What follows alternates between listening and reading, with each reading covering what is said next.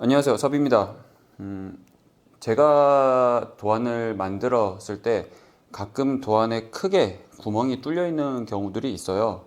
그런데 그 구멍을 왜 뚫는지 한번 공유를 해드릴 텐데, 보통 뭔가를 만들게 되면 이제 주머니를 다는 경우들이 많잖아요. 그냥 통으로 쓰는 가방이나 그런 것도 있지만 분리해서 넣으려고 주머니를 만들곤 합니다. 그리고 그 주머니 중에 제일 많이 쓰이는 게 오픈 포켓이라고 해서, 예를 들어 이렇게 되면 위쪽은 뚫려 있고 이렇게 U자 모양으로 바느질을 해서 이렇게 쓰는 방식이 많으실 거예요.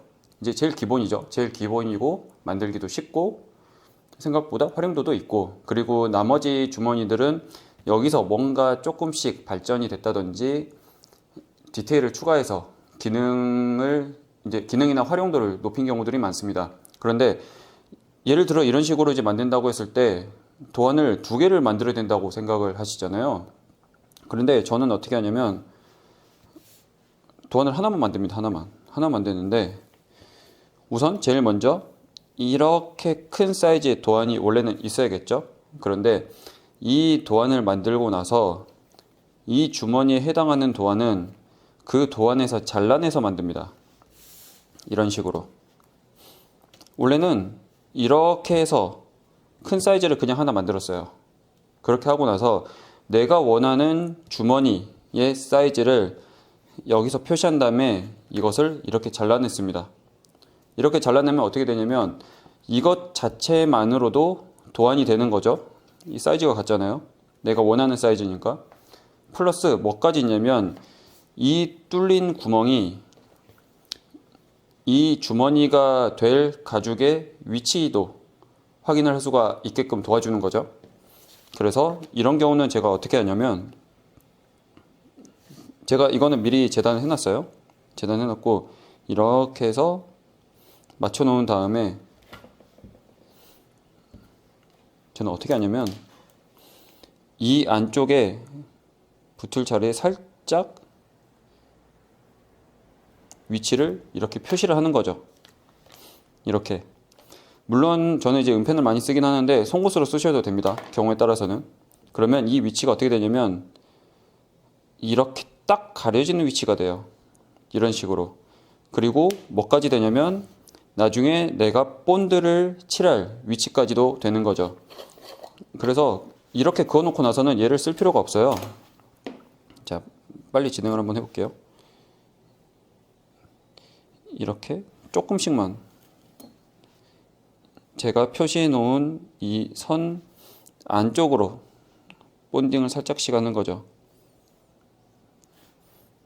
지금 제가 시간이 너무 길어질까봐 대충 하는 건 이해를 해주시고, 이렇게 하고 당연히 여기도 마찬가지. 여기서 항상 주의하셔야 되는 거는 이 위쪽, 그러니까 영상으로 보면은 여기가 위쪽이죠. 이 위쪽은 그리면 안 되고요. 그 다음에 본딩도 하면 안 됩니다. 근데 사람이 하다 보면 헷갈리죠. 이제 항상 그 부분을 생각을 하셔야 됩니다. 이렇게 해서 해놓은 다음에, 물론 이제 정확한 위치를 잡으려고 내가 이렇게 해놓고 이제 붙일 수도 있어요. 그런데 굳이 그러실 필요는 없고, 이 모서리 맞추고 여기 모서리 맞추고 여기도 모서리 맞추고 모서리 맞추고 이런 식으로 해서 붙여버리시면 됩니다. 그렇게 하면 이렇게, 어차피 제가 그려놓은 선은 바느질을 위해서 붙는 선이기 때문에 크게 상관이 없어요.